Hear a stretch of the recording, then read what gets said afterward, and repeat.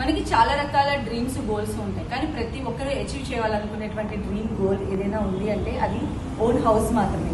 ఆ own house అనేటువంటి dream ని ఫుల్ఫిల్ చేసుకోవడానికి డౌన్ పేమెంట్స్ రూపంలో చిన్న చిన్న సేవింగ్స్ చేసుకుంటూ ఉంటాం.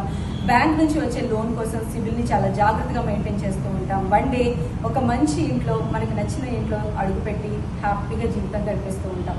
జనరల్ గా మనం చూసినట్లయితే ఎనీ ఉద్యోగం చేసేటువంటి వారు ఖచ్చితంగా వాళ్ళకి వచ్చేటువంటి శాలరీ బేస్డ్ గా ఈఎంఐ స్ట్రక్చర్ తో వాళ్ళ డ్రీమ్స్ అన్నింటినీ కూడా ఫుల్ఫిల్ చేసుకుంటూ ఉంటాం.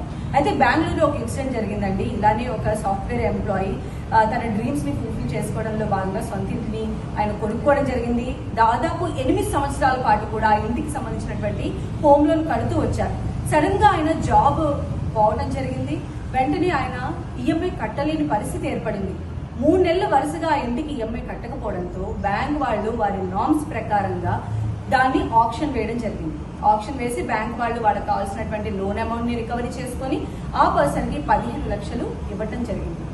అయితే ఇక్కడ మనం ఆలోచించాల్సింది ఏంటి అంటే ఆయన 8 సంవత్సరాలు నాది అనుకున్నటువంటి ఆ హౌస్ ఒక్క నిమిషంలో అంటే ఒక 3 మంత్స్ ఈఎంఐ కట్టలేకపోవడం వల్ల అది ఆయనకు దూరం అయిపోయింది.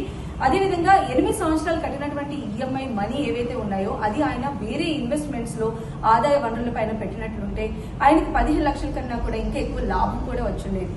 ఏదైతే ఈఎంఐస్ బేస్ చేసుకుని మన చిన్న చిన్న డ్రీమ్స్ ని ఫుల్ఫిల్ చేసుకుంటున్నామో అదే ఈఎంఐ మనకు వరంగా మారుతోందా, లేదంటే మన డ్రీమ్స్ అన్నింటినీ కూడా ఎంత ఫాస్ట్ గా నెరవేరుస్తుందో అంతే ఫాస్ట్ గా వాటిని రూయిన్ కూడా చేస్తుందా?